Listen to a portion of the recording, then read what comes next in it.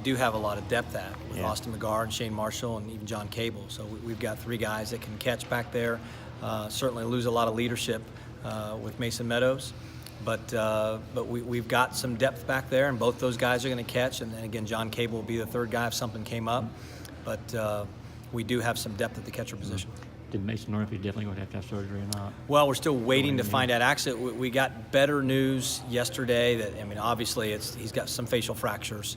We don't know if he's going to need surgery or not, but it's really not going to change. He's going to be out at least 4 weeks. It might be a little bit longer, but we're anticipating that he's going to be back before the end of the season. Of course, the game yesterday, I know, didn't go your way. You're never going to have a complete season where everything does, but you think just a little bump in the road type situation for y'all last night? Yeah, no question. I thought, into the 5th inning, it was a really good baseball game. And then when Tim Elliott came out, it just kind of went sideways on us. I reminded our guys when we got off the bus last night that we're 21-4, we're 5-1 in the SEC, and we're ranked 4th in the country. We're a really good team that had a bad night. And we've turned the page, and we're ready to go to Kentucky and try to win a series. With this week's series obviously pushed up a day, how much effect does that have on a team, its pitching staff, bullpen? Is it an issue at all? Yeah, a little bit. It's just different. They take their bullpens on different days. The starters, when you have your rotation set like we do, everybody has to bump up a day. Kentucky actually left Zach Thompson, their number 1 starter, on Friday, but they had some uncertainty in their in the rotation, so they're just going to move some guys around. But when you have guys set like we do, we want CJ and Tony to throw behind Emerson. You can't move one of those guys in front of Emerson, so everyone has to move up a day, so it's just a day shorter. Our guys are a little fatigued right now. It's kind of the mid-season doldrums that the guys are going through right now, aches and pains, and we're a little beat up, obviously. We got some guys out. We're only traveling 26 on the travel roster. You're allowed to take 27. We're only taking 26. We don't have 27 healthy bodies.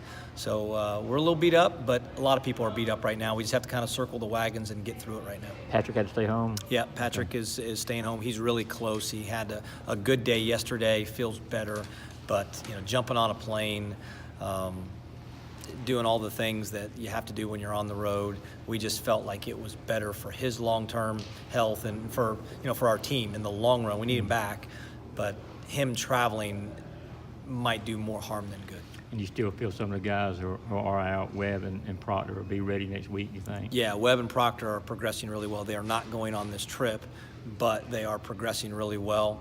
And the thing that you can tell more than anything is just their mojo. I mean, their energy. They're smiling. They're laughing now. Before they were feeling, not so good about things just because their arms weren't feeling right. But everything structurally is great with them. They are back throwing. All their MRIs came back clean. Everything's good with them. It's just soreness. And so they're getting through that, and we're anticipating that they're going to be available for that Vanderbilt series. Back to Mason for a second. Did you ever an MRI to check for concussion at all? Right now, the concussion is... that's a really good question on the concussion. That's one of the things that they've just kind of he's taking it easy. He's in a quiet place, and he's not going to class right now, and he's resting.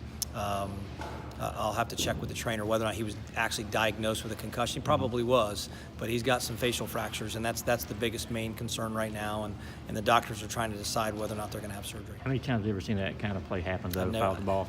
I've seen it happen on a bunt. I've seen a guy bunt and bunted into his face, but swinging and getting hit. I've actually seen a swing and miss and a guy get hit in the face. He was just swinging no matter what, and then it was a bad pitch. That ball was up and in. It wasn't going to hit him, and he fouled it off into his eye. And plus, he had the guard, guarding his face, and the ball just fit perfectly in there. Just, a billion to one shot. And he's a really tough kid. I was really worried for that eye itself, but the eye is good. It's healthy, and he's going to be back playing.